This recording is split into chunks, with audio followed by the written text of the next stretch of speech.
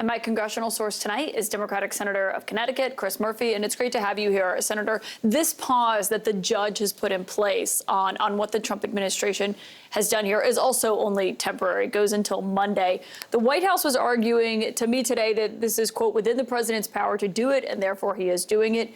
Do you believe that the action that the Trump administration is taking here is illegal? It's grossly unconstitutional.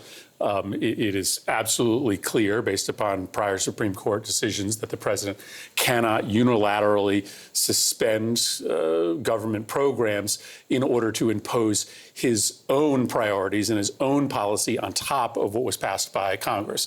To me, this is inherently corrupt. What Trump is trying to do is seize control of government spending so that he can send money to his friends and to his loyalists, and he can punish states, for instance, like Connecticut, that are represented by his political opponents. Obviously, today was a day of chaos. The Medicaid program was down. Head Start reimbursements were down. By the end of the day, they came back up.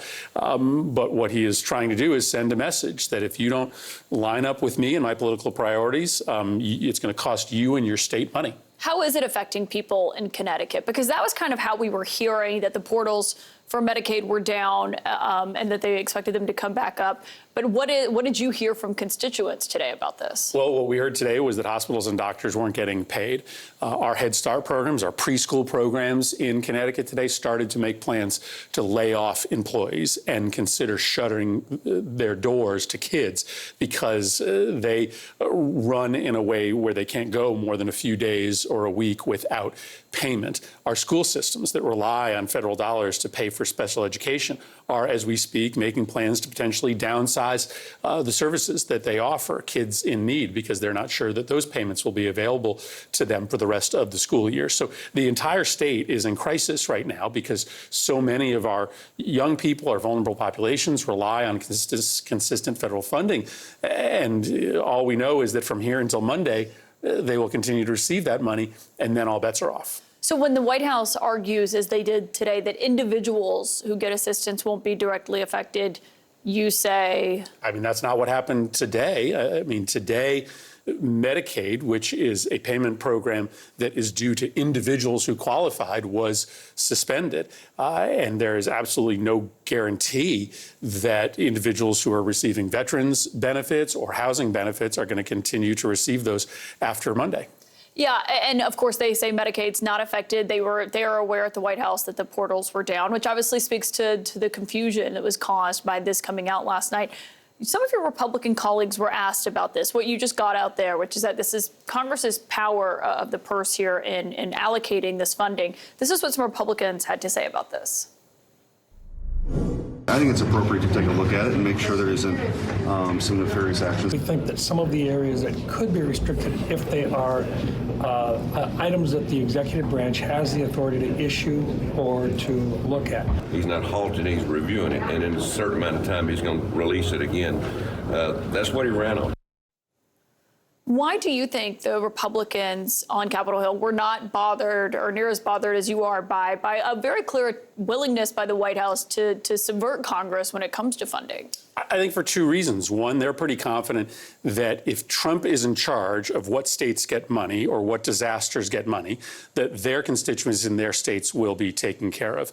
Two, this is also an exercise in withholding all these payments so that the president can reserve money to pay for his giant tax cut, mostly going to billionaires and corporations. You think that's what he's doing here? I think that's part of the rationale here, is trying to create a pretext in which he can say, hey, don't worry about how much I'm giving away in a corporate tax cut or an elimination of the estate tax on the wealthiest billionaire families, because I saved a bunch of money by shutting down funding for elementary schools and middle schools in this country. So for Republicans, their money probably still, comes to their states, and they get to a little bit better argument that they have the money to pay for the billionaire and corporate tax cuts. I think all states right now are affected by this and the confusion of what this actually gets to. But the Senate Majority Leader, John Thune, said that he doesn't think it's unusual for an administration to pause funding and take a hard look and scrub how these programs are being spent and how they interact with the executive orders Trump signed.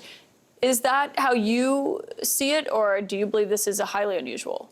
Well, it's not what I believe. It's just true. Never before in the history of the country has a president suspended all at once virtually every federal program and every foreign aid program, and also sent out an order to agencies that if you see or suspect anyone inside your agency that isn't complying, you are to report them. Inside USAID yesterday, as you know, almost the entire senior leadership was dismissed in an attempt to rid the agency of anybody that didn't share the very particular political priorities of the president. All of this is completely unprecedented. Stephen Miller is the deputy chief of staff to the deputy advisor to Trump, the Homeland Security advisor when it comes to policy on the former of there. He was on with Jake Tapper earlier, and he actually talked about these USAID employees. This is what he had to say. There's 2 million employees in the federal government.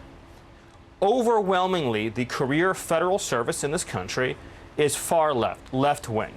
The American people. I don't know that to be a fact. Well, I'll give you a great example. We looked at USAID as an example. That's 98% of the workforce either donated to Kamala Harris or another left-wing candidate.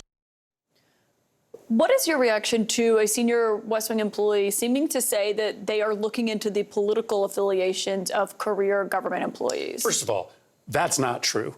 98% of employees at USAID did not donate to Kamala Harris. They are making He up. said, or a left-wing candidate was They are making up facts.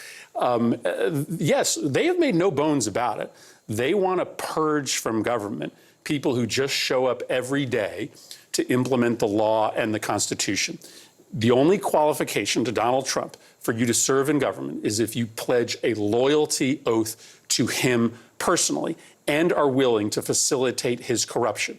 He is trying to turn government into an enrichment vehicle for his billionaire friends. He wants to steal from ordinary people in order to help his Mar-a-Lago crowd. And if you aren't interested in that agenda, then you can't work for the president of the United States. All those people at USAID, they are not partisans. They are not political. They are just trying to implement a system of assistance around the world that protects U.S. interests. Some people may ask, okay, everything you just laid out there, what are Democrats doing about it? House Democrats are having an emergency meeting tomorrow on Trump's federal funding freeze. But I mean, it happened last night.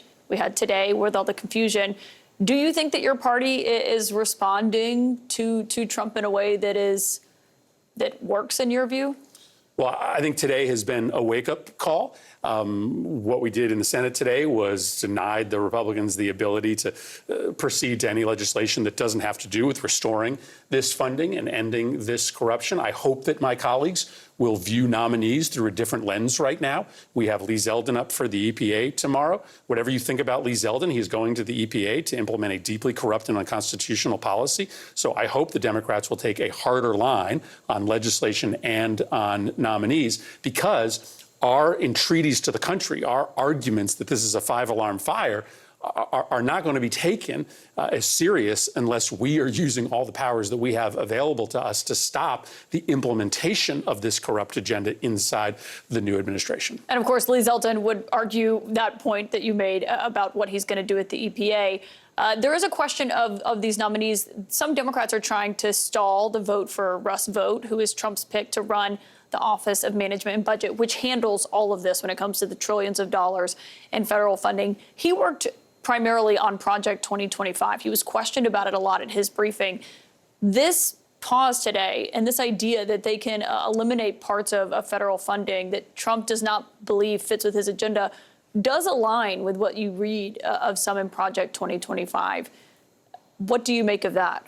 You know, Trump said during the campaign, I don't know anything about Project 2025. Those people aren't going to have anything to do with my administration. The people who are writing these executive orders are the people that constructed Project 2025. And what Project 2025 is an evisceration of democracy, so that the only people that serve in government are people that believe in deeply conservative ideas and believe in preserving Donald Trump's political power. So, yes, you are seeing Project 2025 being put into effect right now, and Russ Vought was, one of the prime authors and pushers of that agenda. Yeah, he seems very likely to get confirmed. Senator Chris Murphy, thank you for your time tonight. Thanks, Caitlin.